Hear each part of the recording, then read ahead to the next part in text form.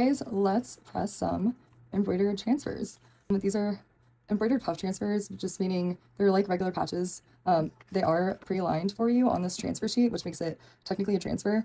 And instead of regular embroidery, there is a foam like underneath the stitching that gives it this three-dimensional look, which is very similar to what I did last Valentine's Day with Puff HTV. It's fun to kind of get that same effect, but just without having to use vinyl. You can also apply it to a regular foam trucker hat or a canvas style hat. If you are getting onto a canvas hat, I recommend one of those pressing pillows that you put on the inside like of the hat before you press it, just to give it more structure. So like I said, there is a carrier sheet, and first step is you will have to remove the backing of it. And so the clear top sheet is the sticky part that holds these in place. So just remember that you're really just taking off the back, the portion of it. So just like find a corner and then you're just gently going to peel it. And if you want, you can like kind of press this to make sure that it's on there and secure it onto the sticky. And then you're just like, don't be too rough with it. Just gently peel. And if you want the letters closer together, you can obviously take them off and adjust however you want. You can take off a letter and put like a patch there instead. Like I've kind of played around with a few different things, but like these are removable and you don't have to do this exact design if you wanted to get super creative. But basically this is it without the backing. And yeah, you're basically just going to press like a normal patch, very similar. It has the iron-on adhesive on the back, but it is thick because of the foam under the stitching. So it does require a little bit more heat than a regular patch, and it does require a little bit more pressure. So putting the hat onto the heat press like normal, I actually keep the cardboard insert in for this transfer. I just found that it gives it like a little bit more sturdiness, and it's easier to work with a flat surface for this kind of design rather than a round one. So I actually also don't use the cap stretcher. You can, it totally depends on your hat press and the shape of the plates, but I just found that I'm able to just line this up onto the bottom plate, and I have this seam just like a little bit over the lip of the plate underneath, and then I can just use my hands to smooth it out like that. And then with the pre-press that I highly encourage, it should secure it on there pretty well.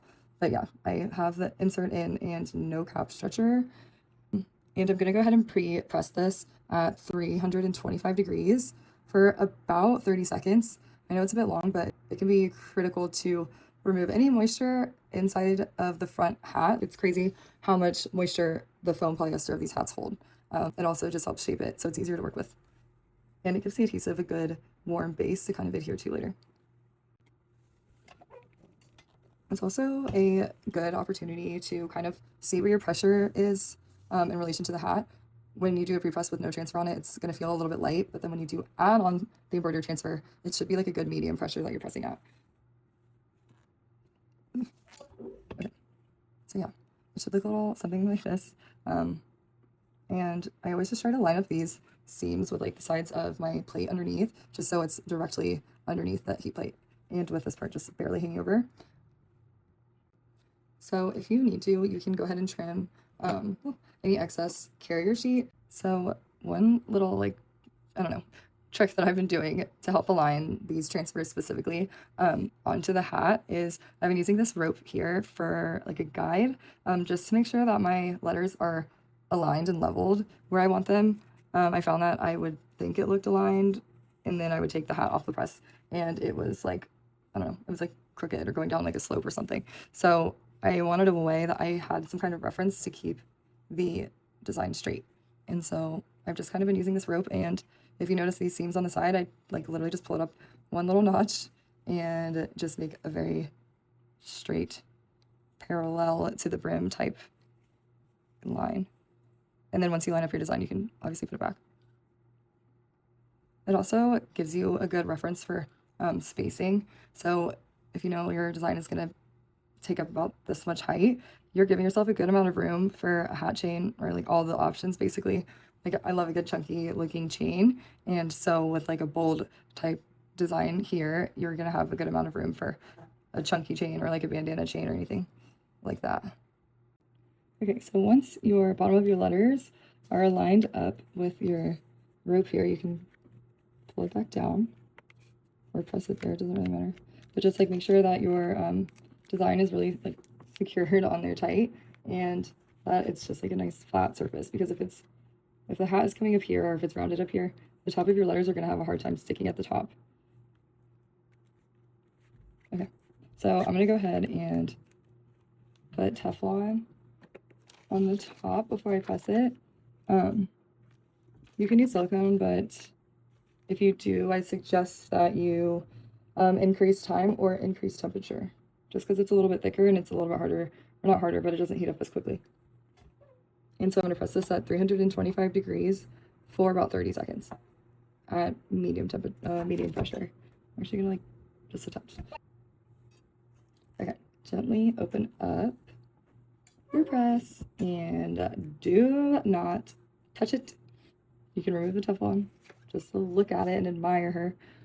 But 1 minute, just walk away and let it cool.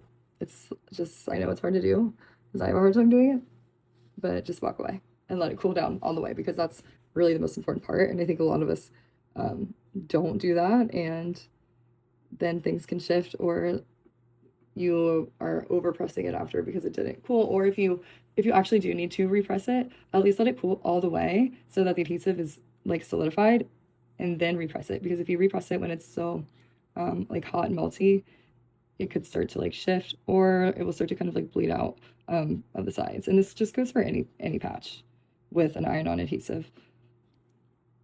Okay, so now that I've let it cool for about 1.5 minutes, and you just kind of want it to where it's just like barely warm to the touch, because this is a pretty thick carrier sheet that you're going to peel off, and it's really sticky.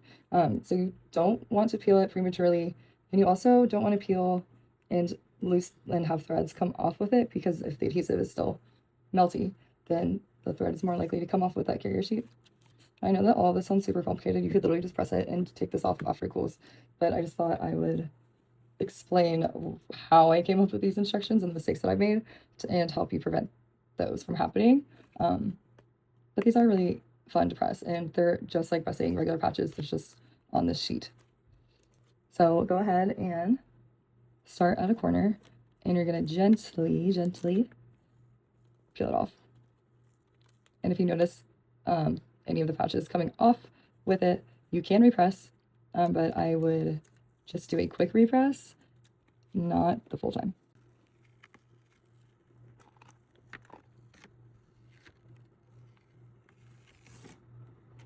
See how like that tiny little loose thread, like that might happen, and it's okay.